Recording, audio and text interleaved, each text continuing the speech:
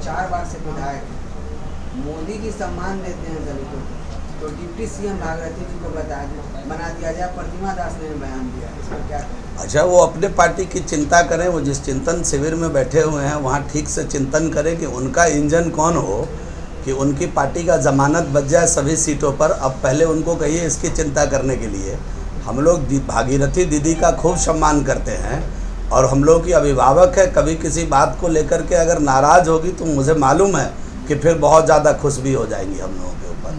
कांग्रेस महागठबंधन की ओर से बापू सभागार में प्रतिनिधि सम्मेलन बुलाया गया है। 5 तारीख को तेजस्वी यादव ने कहा था कि आप लोग का नाकामी का रिपोर्ट कार्ड भी जारी करेंगे रोजगार से संबंधित। कैसे देखते? लेकिन उस पोस्टर से कांग्रेस गायब। कांग्रेस को तो उन्होंने अपना कांग्रेस को लेकर के जितनी सीटें उनको झटकनी थी पिछले चुनाव में झटक लिए।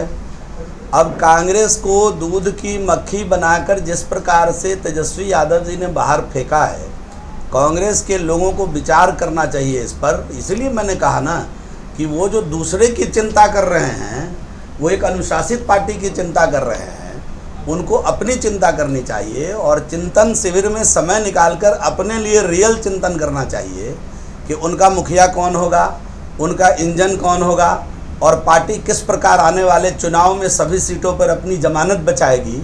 अब इसकी चिंता करना चाहिए। और कांग्रेस पर जो वो प्रोटोजुआ बनकर अभी तक चल रहे हैं 95 से, उससे निकल करके अपने वजूद कायम करने की दिशा में काम करना चाहिए।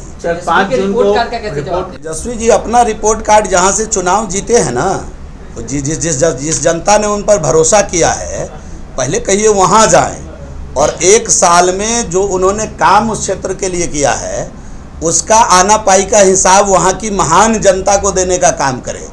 और जो वर्तमान सरकार है माननीय मुख्यमंत्री जी के नेतृत्व में, माननीय उप मुख्यमंत्री जी के नेतृत्व में, आप देखे होइएगा कि उसका एक एक मंत्री अपने 1 साल के काम का लेखा जोखा जनता की अदालत में जाकर के रखने का काम किया है। इसलिए हमारा रिपोर्ट कार्ड तैयार है और हमारे सीएम तो जिस दिन जनता दरबार में आते हैं, आप सभी मीडिया के भाइयों के माध्यम से अपने काम का weekly report card, monthly report card जारी करते हैं। तो ये जो नकारे हुए लोग हैं, जो हारे हुए लोग हैं, उनको सरकार के रिपोर्ट कार्ड को जारी करने की कोई ज़रूरत नहीं है। मेरा बड़ा विनम्रतापूर्वक उनसे आग्रह है कि 1 साल में जहाँ की महान जनता उनको चुनकर बिहार विधानसभा में बिठाने का काम किया है, जिसके कारण आज वो नेता प्रतिपक्ष बने हैं, उस महान जनता को पहले अपना हिसाब किताब दे करके आवें, तब वो दूसरे का रिपोर्ट कार्ड जारी करेंगे तो लोगों को अच्छा लगेगा। कश्मीरियों की इतना हत्या हो रही है, जीता कश्मीर फाइट मूवी पर भी उन्होंने कहा आतंक भड़काने वाली मूवी है, कैसे देखते? अच्छा, वो क्या बोलते हैं नहीं बोलते हैं, बेहतर होगा आप उन्हीं से उसका जवाब लिया करिए। वो समय समय पर कुछ बोलते रहते हैं, लेकिन अब इसको क्या है, गठबंधन में हमारे साथ है, हम लोग पूरा उनका सम्मान करते हैं और उनको साथ लेकर के ही सरकार चलाते हैं। अब वो जो बोलते हैं उसका हम लोग ध्यान भी रखते हैं समय समय पर, लेकिन ये वो क्या बोल गए, इनका जवाब वही दे पाएंगे, उनके सवाल में ही उनका जवाब। अक्सर वो इस तरीके का बयान देते हैं माजी जी, अक्सर कुछ न कुछ इस तरीके का बयान। तो आप समझिए कि क्यों अक्सर बयान देते हैं। अक्सर अगर इस प्रकार का बयान देते हैं तो इसका मतलब है कि वो सुर्खियों में रहना चाहते हैं। तो अब सुर्खियों में रहना चाहते हैं तो इस पर मेरी कोई प्रतिक्रिया नहीं होगी। हम उनका बड़ा सम्मान करते हैं और उनके लिए किसी प्रकार की कोई प्रतिक्रिया नहीं देना चाहेंगे। लेकिन उनको एक बात ध्यान रखना चाहिए कि पिछले 8 वर्षों में एनडीए की सरकार ने आतंक की कोख उजाड़ दी है।